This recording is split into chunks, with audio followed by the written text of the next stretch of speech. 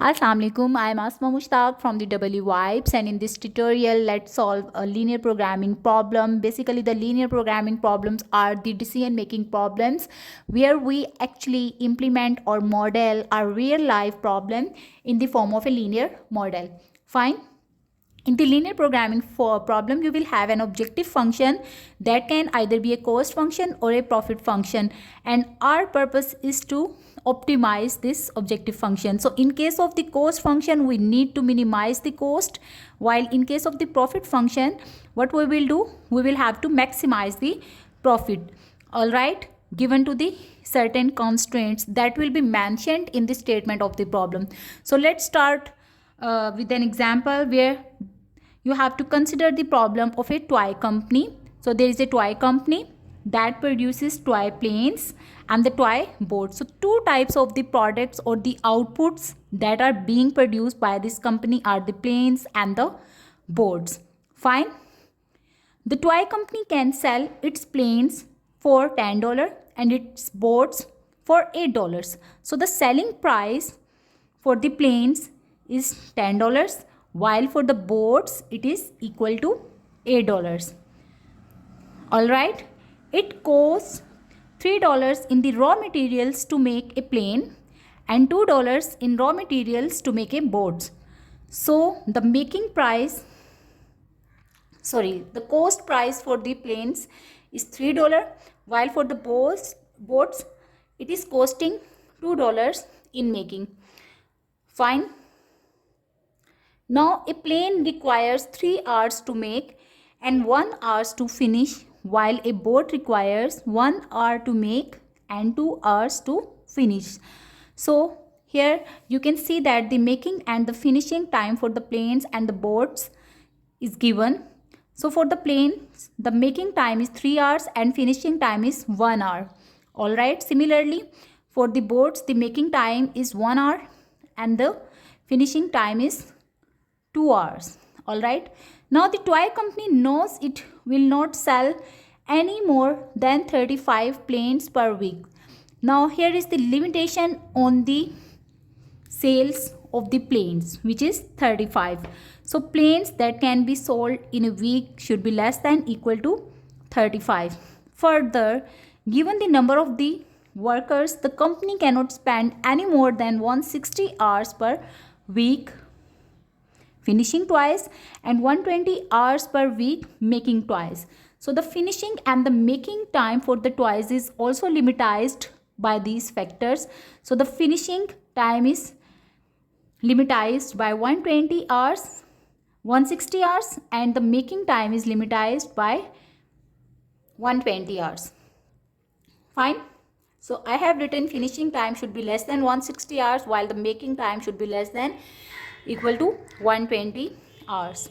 The company wishes to maximize the profit. So the objective function here is the profit function that needs to be maximized, and you have to determine how many planes and the boats should be manufactured by the company. Since these two quantities are unknown, these two products are unknown for this particular problem, so that will act as the variables of our problem. All right. So let's start with the identification of the variables. Let x1 represents the number of planes the company should make. Okay. Similarly, let x2 represents the number of boats that the company should make. So these are the two variables. Also, the selling price for the planes and the boats is mentioned. So selling was equal to $10 for the planes and $8 for the boats, while the manufacturing cost was equal to $3 for the planes and $2 for the boats. And we know that the difference between the manufacturing and the selling price will give us the profit. So the profit For the boards will be $8, while for the boards it will be $6. Okay, and from here we can write down our objective function, which is the profit function, and it will be the function of x1 and x2. It's equal to 8 times of x1 plus, sorry, it's 7. So basically 7x1 plus 6x2 is our objective function. All right, and what we need to do, we have to maximize z. The next step is to write down the constraints. And for writing down the constraints, first of all, I will represent the information in the form of a table, and then I will write down these particular constraints of this problem. So here the two variables are planes and the boards. Okay, let me mark it as x1 and this is x2. What information we have? We have the information of making of planes and the finishing of the planes and the boards. All right, so for the making of the plane should take 3 hours, while for the board it should take 1 hour. So they both are represented in hours. Similarly, finishing should take 1 hour, and finishing for the boards, for the plane should take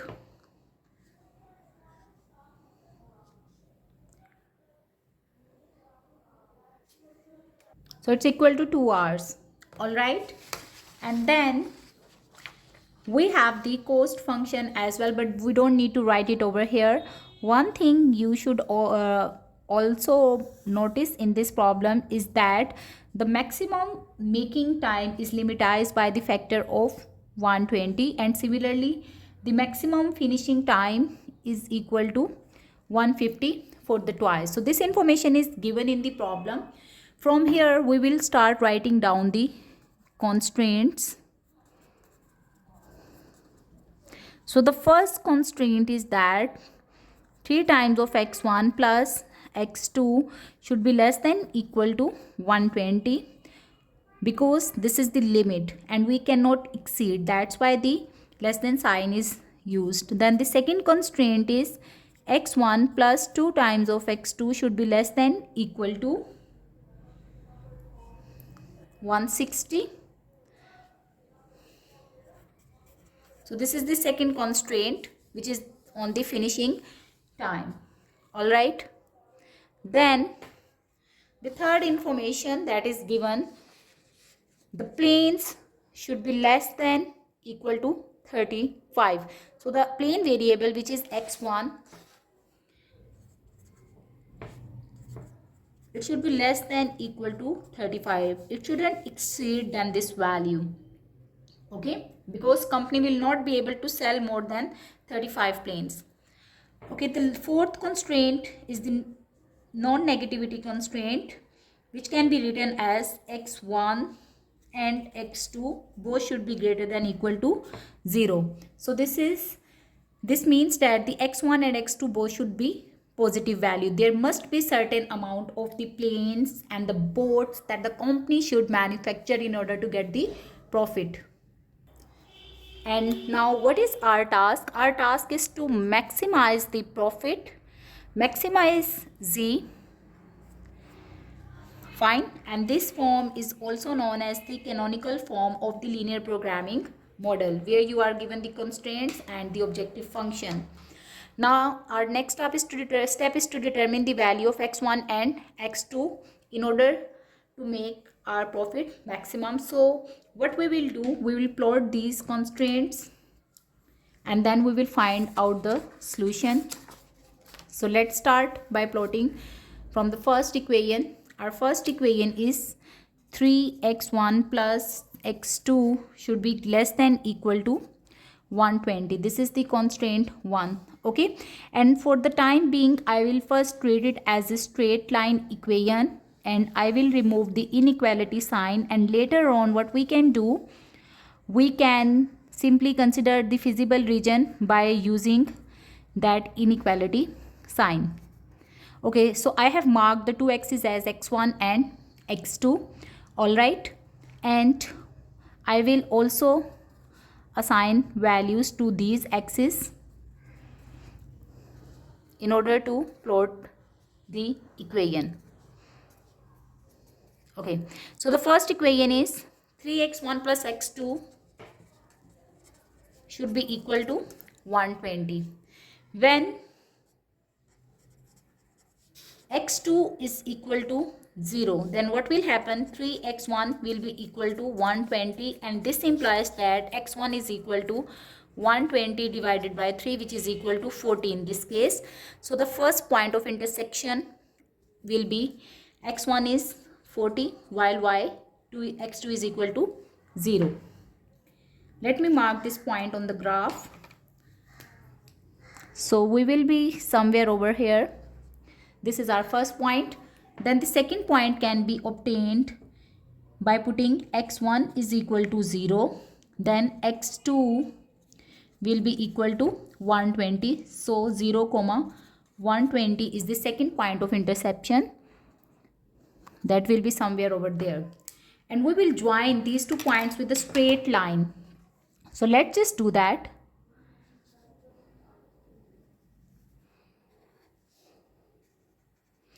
This is the first constraint that I have plotted, and you need to make sure that that is representing a straight line. Okay, fine. Now by looking at this constraint, it says that x1 plus 3x1 plus x2 should be less than equal to 120. So we will consider the region that is below that 120. Okay, below this straight line. One thing more, by looking at the non-negativity constraint, which is x1 x2 should be positive, we will be dealing with the first quadrant. So x1 is positive and x2 is also positive. Let me highlight this area with this pencil. So we can see that the feasible region for from the first case will be this. Okay, now let's plot the second constraint. The second constraint says that x1 plus 2x2 should be less than equal to 160. If x2 is equal to 0, then x1 is equal to 160. So the first point is 160, 0. Similarly, if x1 is equal to 0, then x2 will be equal to 80. So the second point is 0, 80. Let's now plot these 2 points. So the first point is 160, 0. That will be somewhere over here. And then 0, 80, which will be somewhere over here. And again we will join these 2 points with a straight line that I have done. Now considering the combined effects of these 2 constraints, our shaded region will be actually the overlapping region of these 2 constraints. So what I will do, I will just raise or remove this particular region, and you can see the shaded area right over here is actually the feasible region so far. Now by looking at the third constraint, which says that x1 should be less than equal to 35, and in this case x2 can take any value. So there is no limitation on the x2, while x1 is restricted to be less than equal to 35.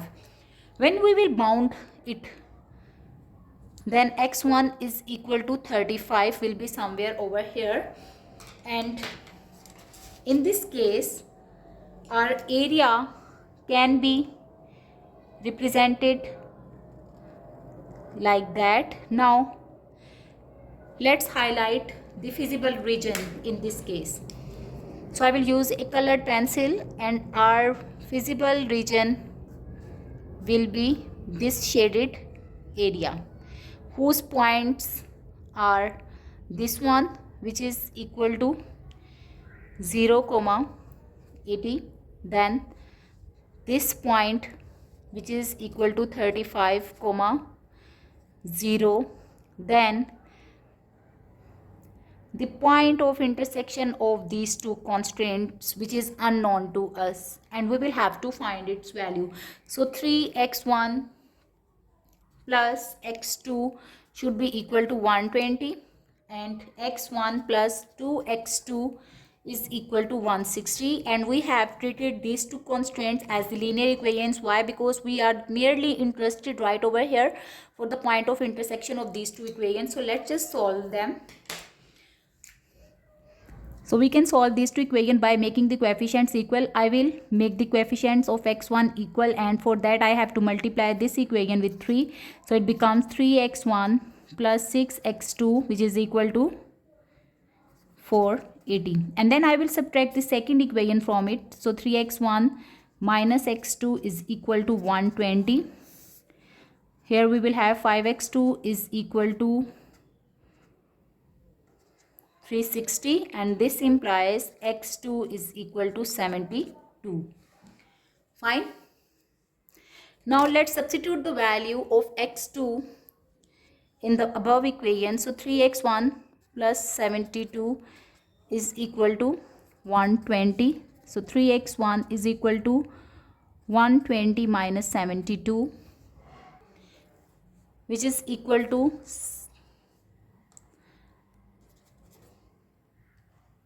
48, not the 68, okay?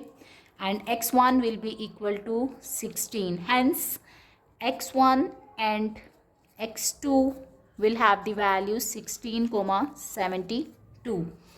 So this is the point of intersection of the feasible region. Okay, we can also find the point of intersection of these 2 points, and it can be seen that this point of intersection is actually below this. Okay, so we will not consider this point.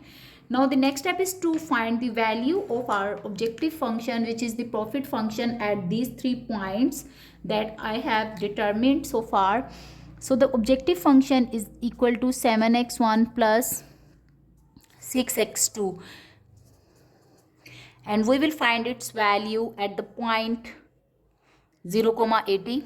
Let me call it P1, 0, 80. So it gives 7 into 0, which is 0, plus 6 into 80, which gives me 480. Okay, then at the second point, which is 35, 0, we will have 7 into 35. So its value is equal to 245. Then we will determine the value of our objective function at the point 16, 72.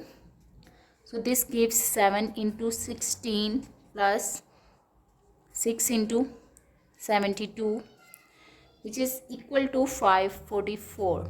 And we can clearly see that the value of our objective function is maximum at this point. So this is actually the point where we will get the maximum profit. Now let's just interpret its meaning. It means that if the company manufactures 16 planes and 72 boats, then the profit will be maximum.